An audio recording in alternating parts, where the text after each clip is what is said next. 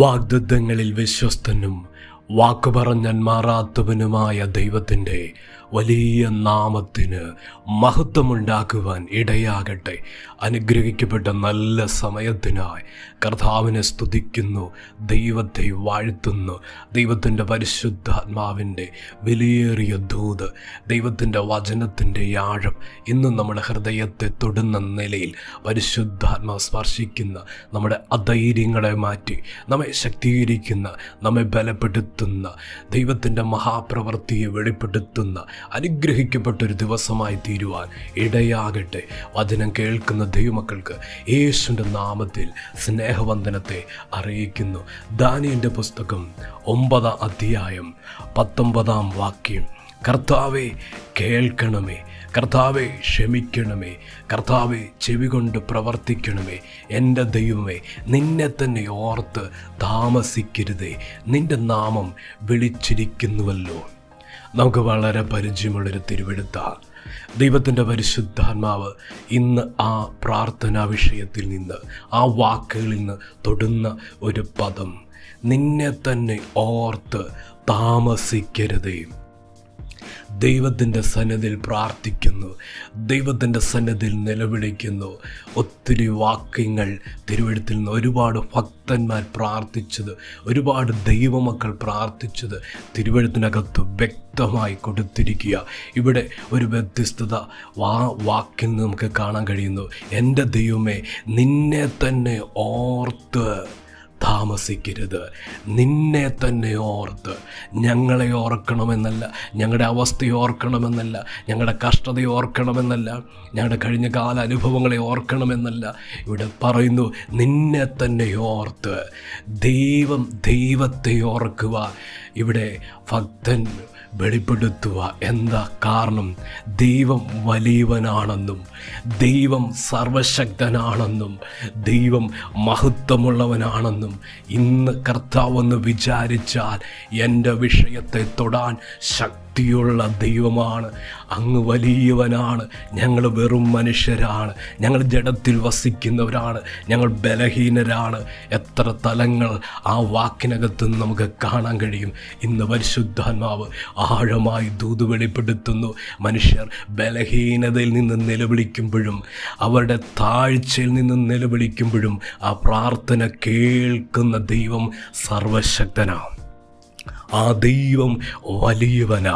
മനുഷ്യൻ അവൻ്റെ കഴിവിൽ നിന്നും പ്രാപ്തിയിൽ നിന്നും നിലവിളിക്കുമ്പോൾ സർവശക്തൻ്റെ കാതുകളിൽ എത്തുന്ന പ്രാർത്ഥനയുടെ ശബ്ദത്തിൽ ഭക്തൻ പറയുന്നു, താമസിക്കരുതേ, നിന്നെ തന്നെ ഓർത്ത് താമസിക്കരുതേ. നിൻ്റെ വാക്കുകളിൽ നിന്ന് പുറപ്പെട്ട ആലോചന, ദൈവത്തിൻ്റെ വാഗ്ദാനങ്ങളുടെ ശബ്ദം. ദൈവം ക്ഷമിക്കുന്നവനാണ്, ദൈവം കരുണ തോന്നുന്ന ദൈവമാണ്, കർത്താവ് മനസ്സലിയുന്ന ദൈവമാണ്. ദൈവത്തിൻ്റെ സ്വഭാവത്തെ ത്യജിക്കാൻ കഴിയത്തില്ലെന്ന് നിശ്ചയിച്ചുകൊണ്ട് തന്നെ ഭക്തൻ പ്രാർത്ഥിക്കുന്നു, നിന്നെ തന്നെ ഓർത്ത് നീ താമസിക്കാതെ ഞങ്ങളെ സഹായിക്കണം. ദൈവത്തിൻ്റെ പരിശുദ്ധാത്മാവ് ഇന്ന് അതിശക്തമായി ചില കുടുംബങ്ങളോട് ദൂത് വെളിപ്പെടുത്തുക. ദൈവത്തിൻ്റെ ശക്തിയുള്ള കരം ആ വിഷയത്തിന്മേൽ ഒട്ടും താമസമില്ലാതെ, താമസം നേരിടാത്ത മേഖലയിൽ ദൈവത്തിൻ്റെ കരം ഇറങ്ങി വരാൻ പോവുക. ഇന്ന് സമയം പോകുന്നത് കണ്ട്, സമയം മുമ്പോട്ട് ചലിക്കുന്നത് കണ്ട് ഒത്തിരി ആകുലപ്പെടുന്നവർ വചനം കേൾക്കുന്നു, ഒത്തിരി ഭാരപ്പെടുന്നവർ വചനം കേൾക്കുന്നു. അതെന്തായി തീരും? അത് താമസിച്ചാൽ അതിൻ്റെ ഭവിഷ്യത്തുകൾ, അത് താമസിച്ചാൽ അതിനകത്ത് നേരിടേണ്ട കാര്യങ്ങൾ അതത്ര വലുതാണെന്ന് ചിന്തിച്ചും ദൈവത്തിൻ്റെ പൈതലെ ഭാരപ്പെട്ടും ഈ ദിവസങ്ങളിൽ അങ്ങനെയല്ലേ ജീവിതം കഴിക്കുന്നത്? അപ്രകാരമല്ലേ നടക്കുന്നത്? പരിശുദ്ധാത്മാവ് ദർശിച്ചുകൊണ്ട് ദൂത് പറയുന്നു, താമസിക്കാതെ വെളിപ്പെടുന്ന ദൈവത്തിൻ്റെ മഹത്വത്തിൻ്റെ പ്രവൃത്തിയുടെ തലങ്ങളെ സ്വർഗമിതാ കൂടാരത്തിൽ വെളിപ്പെടുത്താൻ പോവുക സമയമായിരിക്കുന്നു. ഇനി താമസിക്കത്തില്ല. താമസിച്ചാലുള്ള ജീവിതത്തിലുണ്ടാകാൻ പോകുന്ന ഭവിഷ്യത്തുകളെ, ആ അനുഭവങ്ങളെ, ആ വേദനകളെ, നൊമ്പരങ്ങളെ പരിശുദ്ധാത്മ അറിഞ്ഞുകൊണ്ട് ദൂത് പറയുന്നു, ഇനി താമസിക്കത്തില്ല.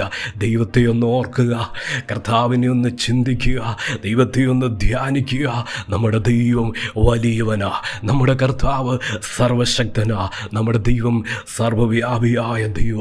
ഇന്ന് കർത്താവിന് പ്രവർത്തിക്കാൻ കഴിയും. ഈ നിമിഷം ദൈവത്തിന് പ്രവർത്തിക്കാൻ കഴിയും. ആ ഉറപ്പോടെ, ധൈര്യത്തോടെ ഇന്ന് പാതപീഠത്തിൽ നിലവിളിക്കുന്ന ദൈവത്തിൻ്റെ വൈതലേ, കർത്താവിൻ്റെ കരം ചാഞ്ഞിറങ്ങാൻ പോവുക.